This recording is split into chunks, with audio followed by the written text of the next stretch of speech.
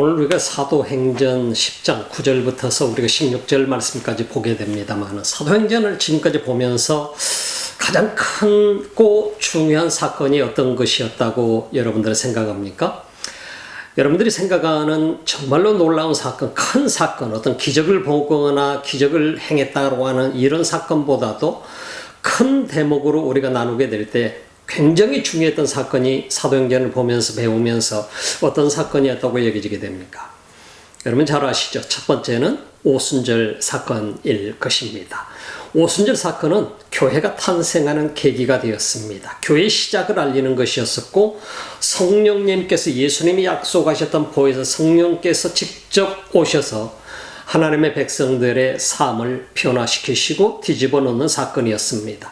사도들도 그 전에는 하나님의 능력이 없었기 때문에, 그들 속에 능력을 받지 못했었기 때문에 그들 속에 두려움이 가득 찼었고, 자신의 목숨이 더 두려워서, 더 소중해서 주님을 등져야만 됐던 자신의 삶, 그 삶을 완전히 변화시켜 놓는 계기가 되었던 것이 오순절 성령의 사건이었던 것을 볼 수가 있습니다. 우리 삶 속에 오늘날도 변화될 수 있는 놀라운 사건은 성령의 사건을 통해서 변화되어 가는 모습들을 우리는 볼 수가 있지요. 자, 그 다음에 우리가 중요한 것은 어떤 사건일 것 같습니까? 우리가 배워왔던 것처럼 사울이라고 하는 사람입니다. 스데반이 죽는데 마지막 그가 그 스데반의 죽음을, 그의 퍼미션을 주고 그리고 돌로 쳐서 죽이게 만드는 사울의 발 앞에 옷을 벗어 내려놓고, 그리고 스데반에게 돌을 던져서 스데반을 처형하는, 돌로 쳐서 처형하는 그 엄청난 장면, 이 장면을 보고 나서 사울은 그야말로 발광을 하게 됐었지요. 그리고 나서 대제사장의 승인을 받아서 다메섹까지 가서 예수 믿는 사람들을 잡아서 예루살렘으로 끌고 와서 그들을 재판을 하고자 했던 것입니다. 목적은 뭡니까? 그들을 예루살렘까지 끌고 와서 이제 예루살렘에서는 많은 성도들의 사도들 외에는 다 떠나버리고 말았습니다. 곳곳으로 흩어졌습니다. 다메섹에 예수 믿는 사람들이 많이 있다는 소식을 듣고 사울은 바로 그들을 체포해서 예루살렘으로 끌고 오고자 했던 것이죠. 그 끌고 오고자 하는 목적은 무엇인가? 그것은 끌고 와서 예수 믿는 사람들을 재판을 해서 그들도 죽이고자 하는 것이 그의 목적이었던 것을 우리는 너무나 잘 알 수 있습니다. 이처럼 참으로 예수 믿는 사람들을 향해서 초대교회를 핍박하기 위해서 발광을 했던 사울이 다메섹 도상에서 예수 그리스도를 만나게 된 사건입니다. 이 사건이 중요했던 것은 무엇입니까? 사울이 예수님을 만났기 때문에 중요한 게 아니고, 사울이 회개했기 때문에 중요한 게 아니고, 사울이 변화되었기 때문에 중요한 것이 아니고, 사울은 초대교회의 주님 앞에 위대하게 쓰임을 받는 인물이 되었습니다. 신약 성경의 3분의 2를 기록할 정도로 이처럼 위대하게 쓰임받는 이 인물이 바로 다메섹 도상에서 예수님을 만남으로 그의 삶이 변화되었던 과정이었습니다. 그리고 주님 앞에 사명을 받게 되고, 그 사명을 따라서 자기 목숨을 다할 때까지 그는 충성을 다했던 사람이었던 것을 보게 되죠. 그렇기 때문에 사울이 예수님을 만난 사건은 이처럼 신약 성경의 사도행전 속에서 굉장히 중요한 위치를 차지한다고 볼 수가 있습니다. 그 다음에 또 한 가지 중요한 것은, 오늘 우리가 지난주 시간에도 만났습니다마는 고넬료라고 하는 사람을 만났습니다. 오늘 본문 속에서는 고넬료와 베드로의 만남이 성사되어가고 하는 과정을 우리에게 보여주고 있습니다. 그래서 오늘 이 성경이 우리에게 보여주고, 오늘 이 10장 속에서 보여주고 있는 이 고넬료와 베드로의 만남의 사건이 그야말로 엄청나게 중요한 사건 중에 하나라고 하는 사실을 우리는 주목해 볼 수가 있습니다. 오늘 성경 본문을 우리가 보게 되면 참 놀라운 사건들이죠. 베드로라고 하는 사람이 어떻게 이렇게 기도하는 사람이 되었으며, 어떻게 이렇게 변화된 사람이 되었으며, 어떻게 이렇게 많은 지역들을 방문을 하면서 예수 믿는 사람들을 격려하고 그들에게 메시지를 전하고 전도를 하고 이런 위대한 인물이 되었을까? 참 베드로라고 하는 사람이 우리가 성경을 보고 우리가 배워왔듯이 베드로는 참 어떻게 보면 대단히 열정적인 사람이었습니다. 열심히 많은 사람이었습니다. 그래서 예수님이 체포당하던 그날 그는 칼을 빼서 말고의 귀를 자를 정도로 대단한 사람이었습니다. 그러나 예수님께서 그에게 십자가의 길을 얘기했을 때 그는 절대로 그것에 안 된다고 얘기했습니다. 그것은 자신의 꿈과 배치되는 일이었기 때문이었고, 그는 또 예수님께 다짐함, 주님이 가는 곳이라면 어디든지 가겠습니다. 그리고 주를 위해서 목숨까지라도 내어놓겠습니다라고 다짐할 정도로 베드로는 대단히 열심히 있는 인물이었죠. 그러나 그럼에도 불구하고 그의 인간적인 다짐과 열심은 곧 실패로 돌아가고 말았습니다. 머지않아서 실패로 돌아갔지요. 바로 대제사장의 집으로 잡혀갔을 때에 대제사장 집에 여종이 다가와서 당신도 예수 저 사람과 함께 같이 다니던 사람이 아닙니까? 라고 얘기할 때 그는 I do not know him. I do not know him 이라고, 나는 그를 모른다, 나는 저 사람을 몰라라고 3번씩이나 예수님을 부인했던 사건을 보게 됩니다. 그리고 나서 닭이 울기 전에 3번을 부인하고 3번째 부인하자 닭이 울기 시작하고 그는 눈물을 흘리며 바로 그 자리를 떠났던 사건을 우리는 보게 됩니다. 얼마나 베드로의 삶 속에 치명적이고 고통스러운 시간이었는지 우리는 상상해 볼 수 있을 것입니다. 정말로 수치스럽고, 자신이 그토록 예수님 앞에 다짐을 했었고 약속을 했었고, 그가 나는 절대로 주님을 배신하지 않습니다, 주와 동행하겠, 내 목숨까지라, 주님이 가는 곳이라면 어느 곳이라도 가겠습니다 다짐했던 베드로가 이처럼 처절한 실패를 맛보았던 자신의 삶, 참 우리가 이렇게 실패를 맛봤던 베드로는 얼마나 고통스러운 삶을 살았을까 하는 걸 여러분들이 상상이 되지 않습니까? 여러분, 삶 속에 주님 앞에 우리는 약속을 하고 또 약속을 하고 이러지만은 때로는 우리 자신도 실패할 때가 많이 있습니다. 우리는 인간이기 때문인 것입니다. 그 다음에 우리가 베드로가 예수님이 부활하신 다음에 베드로를 찾아오셨을 때 예수님께서 베드로에게 질문한 질문이 있었지요. 유명한 질문이죠. 바로 수아가파스메, 헬라어 원어 성경에서는 수아가파스메, 네가 나를 사랑하느냐, 정말 주님 앞에 네가 나를 사랑하느냐라고 하는 이 질문을 주님께서 던졌을 때 그는 메 필레이스 세라고 대답했습니다. 내가 주님을 사랑하는 것은 필로의 사랑입니다. 예수님이 물었던 질문은 아가페 사랑이었습니다. 이 유명한 대화가 요한복음 21장 15절부터 25절 말씀 사이 속에서 우리가 보게 되면 등장합니다만, 예수님과 베드로의 대화 속에서 베드로는 제가 주님을 사랑하는 사랑은 아가페 사랑이 아니고 주님도 아시다시피 제가 사랑하는 사랑은 필로의 사랑입니다. 그럼에도 불구하고 주님은 그에게 포이 마이네, 바로 내 양을 먹이라, 내 양을 치라, 그리고 내 양을 먹이라라고 그에게 사명을 주시는 것을 목양의 사명을 베드로에게 맡긴 것을 볼 수 있습니다.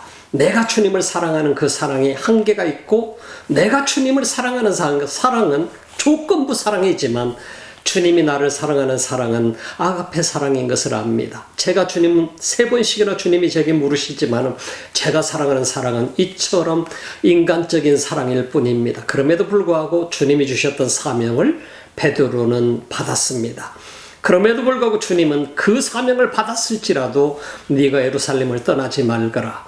그래서 사도행전 1장에서는 우리에게 중요한 부분들을 가르쳐 줍니다. 예루살렘을 떠나도 주의 성령의 능력을 받지 못한 사도로서, 예수님의 제자로서 아무것도 할 수 없다는 것을 주님은 너무나도 잘 알고 있었던 것이죠. 그래서 예루살렘을 떠나지 말고 주님의 그 약속하신, 하나님이 약속하신 그 성령을 너희가 받게 될 때까지는 예루살렘을 떠나지 말고 기다려라. 그리고 나서 오순절 사건이 벌어졌던 것이 아닙니까? 근데 오늘 성경 속에 등장하고 있는 이 장면, 이처럼 목양의 사명을 받았지만은 자신의 힘으로, 자신의 능력으로는 아무것도 할 수 없었던 베드로의 삶, 그 삶을 통째로 변화시켰던 것이 오순절 사건이라고 한다면, 오늘 성경 10장 속에서 우리에게 보여주고 있는 이 장면은 엄청나게 놀라운 장면이 나타나고 있습니다. 베드로가 하나님 앞에 부름을 받아서 곳곳을 다니며 주님의 사람들을 만나고 하나님께서 인도하시는 대로 주님의 인도하심을 따라서 백성들을 만나게 됩니다. 우리가 이런 과정을 보면서 참으로 리따와 샤론 측에서 온 사람들이 바로 애니아를 통해서 주님 앞에 돌아오는 사건을 우리가 보았었지요. 또 우리가 욥바에서 참으로 우리가 죽었던 다비다가 살아난 사건을 우리가 통해서 바로 욥바 사람들이 주님 앞에 돌아오게 된 사건을 보았습니다. 그러고 나서 욥바에서 지금 누구 집에 머물고 있느냐면은 바로 이 피장의 집이라겠습니다. 바로 이 무두장이라고 하는 것입니다. 테너라고 합니다. 바로 이 피장의 집에서 그가 머무르지 말아야 될 그 집에서 그는 머물고 있는 것입니다. 머물지 말아야 된다라고 하는 것은 무슨 뜻이냐면은 유대인들은 결코 가죽을 다루는 유대율법에 의해서 가죽을 다루는 사람들, 죽은 동물을 다뤄야 되는 그 직업을 가진 사람들은 만나서는 안 되고 그와 함께 머물러서도 안 된다라고 하는 그들의 율법 때문에 베드로는 그래서는 아니 됐었습니다. 그럼에도 불구하고 베드로에게 있어서는 초월된 그의 삶을 이제는 우리는 볼 수가 있습니다. 어느 곳을 가든 아마도 이 무두장이 피장이었던 시몬도 예수님을 믿게 되고 그도 구원받은 하나님의 사람이 되었던 것으로 여겨지게 됩니다. 그곳에 며칠을 머물면서 주님의 인도하심을 기다리고 있었던 것입니다. 그 다음 사건에 우리가 보았던 것처럼 지난주의 말씀처럼 바로 고넬료스라고 하는 사람이 등장하죠. 고넬료가 등장합니다. 이 고넬료에게 주의 하나님의 사자가 나타나서 바로 이 고넬료의 가이사랴 지역에 살고 있는 그 군대의 백부장으로서 살고 있는 우리가 들었던 것처럼 바로 이탈리안 코호트라고 하는 바로 이탈리아 부대, 궁수들로 구성된 부대, 바로 이탈리안 코호트는 바로 로마 군대를 얘기합니다. 고넬료라고 하는 사람이 이처럼 하나님의 음성을 들을 수가 있고 주의 청사를 통해서 주님이 너의 기도와 너의 헌신과 네가 참으로 하나님의 백성들을 위해서 아낌없이 사용하는 그 모든 것들을 다 주님이 받으셨다. 이 엄청난 음성을 듣고 나서 주님께서 그에게 말씀하시는 것은 바로 베드로라고 하는 사람을 찾아가거라. 베드로라고 하는 사람에게 사람을 보내서 그 베드로를 초청하거라 하고 약속을 해주게 되는 것을 우리가 볼 수 있습니다. 그래서 바로 이 고넬료라고 하는 사람이 자기 수하 중에 가장 신실한 사람들, 경건한 사람들, 그 종들과 그리고 군인 중에 한 사람을 선택을 해서 그를 파송을 하게 되는 것을 볼 수가 있습니다. 아마 욥바까지는 배를 타고는 상당히 먼 거리라고 여겨지게 됩니다. 배를 타고 갔을 경우는 한 5일 정도가 걸리게 되는데 그러나 한 50km 정도의 거리가 되는데 바로 가이사랴에서 욥바까지 아마 말을 타고 갔지 않았나 싶습니다. 그래서 한 20시간 정도에 거쳐서 그들이 여행을 가게 돼서 베드로가 있는 욥바에 방문하게 됩니다. 오늘 성경을 봅시다. 이튿날 저희가 행하여 성에 가까이 갔을 그때에 베드로가 기도하려고 지붕에 올라가니 옥상에 올라갔다 이 말입니다. 시간은 제6시더라. 우리가 말하는 그냥 지붕에 올라간 게 아니고 옥상에 올라간 것입니다. 그대로 옥상이라고 하는 것이 기도할 장소이기도 하고 쉬는 장소이기도 하고 여러 모양으로 다용도로 사용되었던 것을 우리가 볼 수 있죠. 그래서 제6시는 사실 기도하는 시간 아닙니다. 12시입니다. 시장하여 먹고자 하매 사람이 준비할 때에 비몽사몽간에 하늘이 열리며 한 그릇이 내려오는 것을 보니 그 보자기 같고 큰 보자기 같고 네 길을 메어 땅에 들여왔더라. 자, 오늘 이 성경 속에 보게 되니까 베드로가 옥상에 올라가서 기도하러 올라갔는데 이 유대인들은 한 3시간마다 기도하는 기도 시간들을 갖습니다. 근데 베드로가 올라간 시간은 사실은 기도하는 시간은 아니에요. 그럼에도 불구하고 베드로는 유대인들의 전통이나 율법을 초월해서 어느 시간에든지 그가 올라가서 기도하고 싶을 때 기도하는 그의 삶으로 변화된 모습을 우리가 볼 수 있어요. 자, 그런데 이 비몽사몽간에라고 우리가 개역 성경에서는 번역이 되어 있습니다만 사실은 우리가 이 성경 속에서 보게 되면 환상 가운데 한마디로 그가 기도할 때 환상 가운데 그가 뭘 보게 되느냐면 하늘이 열리면서 한 그릇이 내려오는 것을 보니까 큰 보자기 같았어요. 그 그릇이. 그리고 내 귀를 메어서 땅에 들이웠더라. 그렇게 얘기했습니다. 그 안에는 땅에 있는 각색 네발 가진 짐승과 기는 것과 공중에 나는 것들이 있는데 또 소리가 있으되 베드로야 일어나 잡아 먹으라 하거늘. 참 놀라운 일이 벌어졌습니다. 바로 그릇이 있는데 아주 큰 보자기 같은데 보자기 같지 보자기는 아닌 것이죠. 네 귀를 매서 땅에 들이붓는데 바로 그 안에는 땅에 있는 각색 네 발 가진 짐승과 기는 것과 공중에 나는 것들이 있는데 하늘에서 음성이 들리기를 베드로야 일어나 잡아먹으라고 얘기합니다. 자, 우리가 이것을 보게 되면은 그 안에 있었던 이 짐승들은 어떤 것이었느냐면은 유대인들의 전통과 율법에 의해서 절대 먹지 않아야 했던 그런 동물들로 가득했었다 이 말입니다. 자, 그런데 오늘 성경을 보게 되면 베드로가 가로되 주여 그럴 수 없나이다. 속되고 깨끗이 아니한 물건을 내가 언제든지 먹지 아니하였삼나이다 라고 얘기하게 됩니다. 자, 우리는 오늘 이 성경 말씀을 보게 됩니다. 하나님께서 베드로에게 일어나서 잡아먹으라고 했단 말입니다. 그런데 베드로가 하나님 앞에 저는 그럴 수가 없습니다라고 얘기합니다. 주여 그럴 수 없나이다. 속되고 깨끗지 아니한 물건을 내가 언제든지 먹지 않았습니다. 전에도 먹지 않았었고 지금도 먹지 않을 것입니다.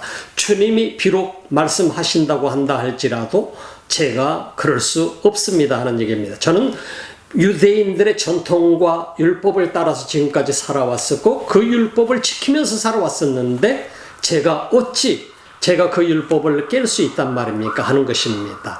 자, 그랬더니 두 번째 소리서 이르되 하나님께서 깨끗게 하신 것을 내가 속되다 하지 말라 하더라. 하나님께서 깨끗게 하신 것을 네가 속되다 하지 말라. 그렇게 주님이 말씀하신 것입니다.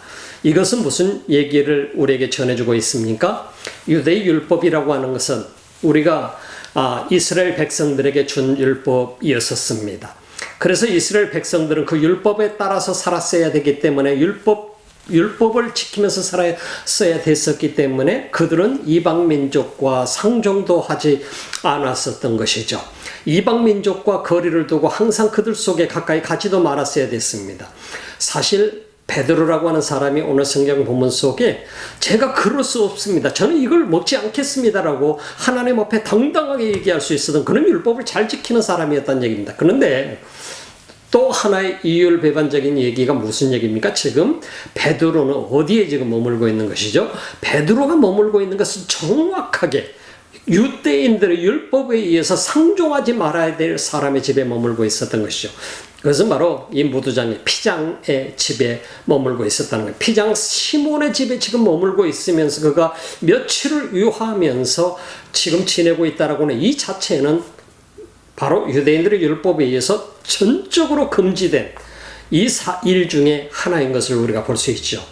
그래서 오늘 이 성경 본문은 우리에게 굉장히 중요한 의미를 부여해주고 있습니다. 어떻게 복음이 이방 민족에게 전파해야 될 것인가? 사울이라고 하는 사람도 변화가 되었고 그가 거듭나게 됐었지만 그가 다른 지역을 다니면서 복음을 전했던 것은 주로 바로 유대인들에게 복음을 전했었습니다. 헬라파 유대인들에게 복음을 전하는 그 역할을 했었던 것을 우리가 볼 수 있지요. 그래서 사울이라고 하는 사람도 주님께서 분명하게 그를 부르신 것은 내가 이방을 위해서 너를 택했노라고 주님이 말씀했었지만 그를 부르실 때 그는 정녕 누구를 위해서 복음을 전하고 있었느냐면은 헬라파 유대인들을 향해서 복음을 전하고 있었습니다.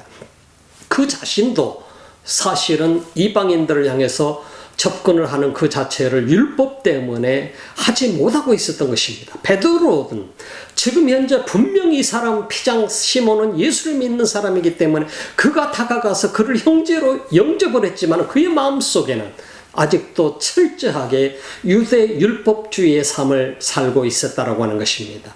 그렇기 때문에 오늘 이 동물들을 주님께서 보여주면서 잡아먹으라고 했을 때 그가 잡아먹는 것을 거부했었습니다. 주여 그럴 수 없나이다. 내가 먹지 않겠나요? 속되고 깨끗이 아니한 물건을 내가 언제든지 먹지 아니하였는데 이제라고 제가 먹겠습니까? 하고 주님 앞에 거부했었던 것을 우리가 주목해 볼 수 있는 것이죠. 자, 그래서 두 번째 소리에서 하나님께서 깨끗하게 하신 것을 내가 속되다 하지 말라. 이방 민족에게 복음을 전한다는 것은 굉장히 쉬운 일이 아니었습니다. 유대인의 관습과 유대인의 율법을 가지고 결코 유대인의 자세로서는 어느 누구도 이방인들에게 다가가기가 쉽지 않았었습니다. 오늘 성경 본문 속에서 보게 되면은 하나님께서는 뭐라고 말씀하고 계시면 하나님께서 깨끗하게 하신 것을 네가 속되다 하지 말라고 말씀하고 있습니다.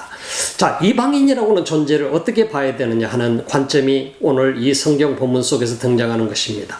고넬료라고 하는 사람이 성경 속에서 굉장히 중요한 부분을 차지하고 있는 것 중에 하나가 바로 이방인으로서 그가 하나님을 경외하는 사람이었었다. 그러나 예수를 믿는 사람은 아니었었다고 하는 것입니다. 그는 하나님을 믿고 있었고 정규적으로 기도하고 있는 사람이었고 경건한 사람이었고 하나님의 백성을 돌보고 있는 사람이었고 로마 군인으로서 로마의 백부장으로서 그처럼 하나님 앞에 받은 바가 되어서 acceptable 됐고 그리고 하나님 앞에 인정되었고 이처럼 하나님께서 그를 인정한 사람인데 그럼에도 불구하고 고넬료라고 하는 사람은 이방인이었다고 하는 것입니다. 그 이방인을 바라보는 시몬 베드로의 관점을 어떻게 바꿔놓으실까? 하나님께서 개입하신 것이죠. 바로 유대인들, 사울이 역시 마찬가지로 헬라파 유대인들에게 복음을 전했다고 한다면 이제 베드로도 그가 이방 민족을 향해서 정식으로 그가 복음을 전하는 그 과정으로 나가야 될 때 이방인 선교를 향해서 나가야 될 텐데 하나님께서 친히 이 장면 속에 개입하신 사건을 우리는 주목해 볼 필요가 있습니다. 이방 민족일지라도 이 환상을 보여주시는 것에 대해서 베드로는 많은 고민을 했을 것입니다. 자, 오늘 성경을 봅시다. 또 이런 일이 3번 있으므로 그 그릇이 곧 하늘로 올리어 가니라. 이방 민족을 향한 이 마음, 바로 율법이라고 하는 것은 하나님께서 깨끗하게 하신 것들을 네가 속되다 하지 말라 하시는 이 명령을 베드로는 어떻게 받아들였을까요? 자신도 물론 혼란스러웠을 것입니다. 이게 도대체 무엇을 말씀하시는 것이지? 하고 그 자신 속에 의문을 던졌을 수도 있습니다. 무슨 뜻일까? 하나님께서 깨끗게 하신 것을 네가 속되다 하지 말아라. 바로 우리가 이방 민족을 향한 우리 하나님의 사람들의 자세를 얘기합니다. 우리가 오늘날 이 시대 때 얘기할 때 이방 민족을 죄인으로 바라본다라고 하는 사실을 우리는 한번 생각해 볼 필요가 있습니다.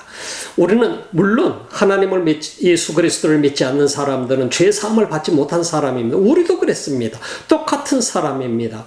오늘 이 시대에도 이 땅에 살고 있는 수많은 사람들, 예수님을 모르는 사람을 어떠한 관점으로 바라보아야 되는가 하는 문제가 오늘 이 성경 속에 우리에게 또한 제시를 해주고 있습니다.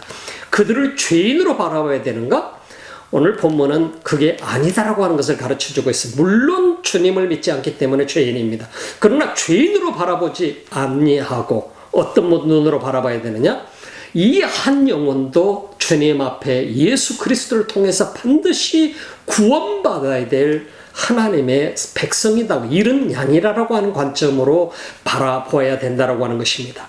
이 땅에 수많은 믿지 않는 사람들 그리고 수많은 백슬라이더라고 하는 것은 예수를 믿다가 그들이 믿지 않는 사람이 된 사람들, 상처를 받아서 교회를 떠났던 어떤 사건을 통해서 떠났던 어찌되었든 바로 그 모든 사람도 주님 앞에 구원받아야 될 잃어버린 한 양이라고 하는 사실을 우리에게 성경은 가르쳐주고 있는 것입니다.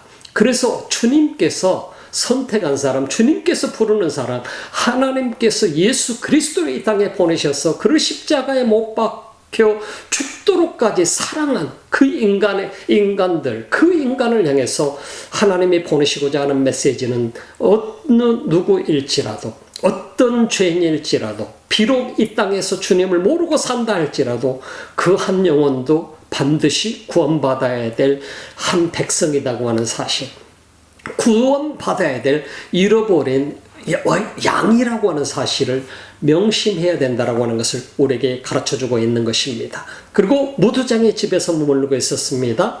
그는 역시 예수를 믿는 무두장이었기 때문에, 시몬이었기 때문에 그도 역시 형제로 받아들이고 형제의 집에서 머물고 있습니다. 그럼에도 불구하고 자신은 지금 하나님께서 그에게 보여주셨던 동물들을 보면서 율법에 의해서, 유대인들의 전통에 의해서 저는 이걸 절대로 먹지 않겠습니다라고 얘기했습니다. 바로 무엇을 우리 성경은 우리에게 교육하고 있는 것입니까?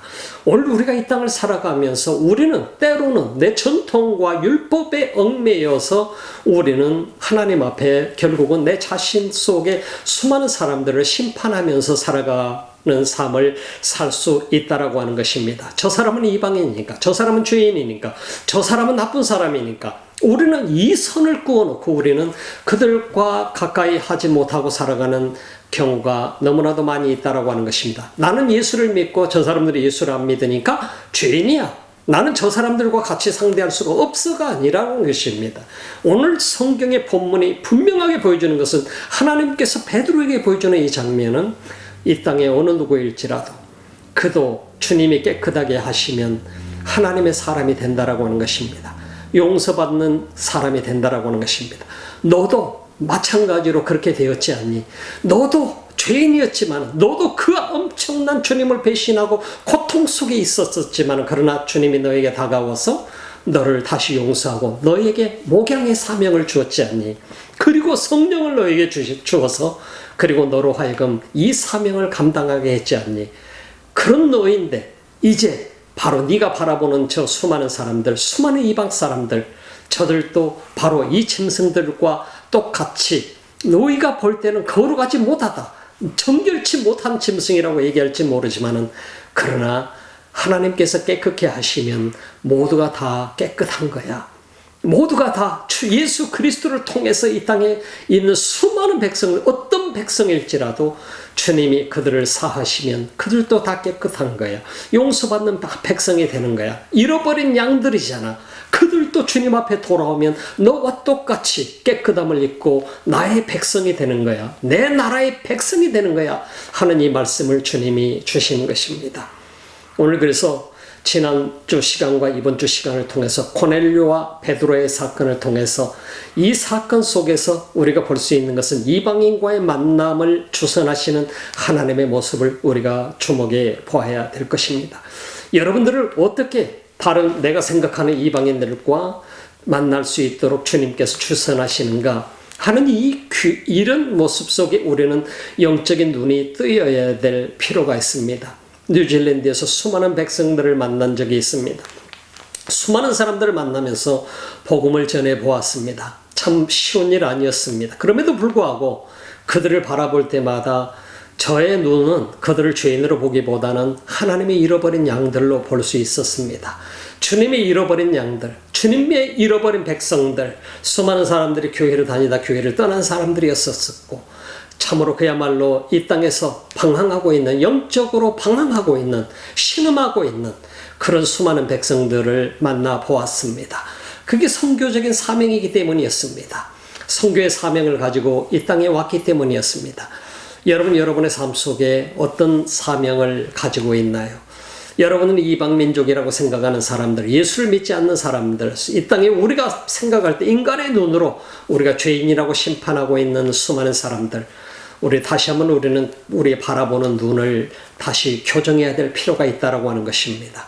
우리가 바라보는 눈이 어떤 사람일지라도 참으로 주님께서는 그들을 위해서 오셨고 그들이 바로 잃어버린 양이라고, 한 마리의 양이라고 우리에게 주님은 말씀해 주셨었고, 그래서 주님이 보시는 관점은 죄인이라는 관점이 아니라 그도 하나의 구원받아야 될 한 마리의 잃어버린 어린 양이라고 하는 사실을 우리는 언제나 염두에 두고 잊지 말아야 되리라고 믿습니다.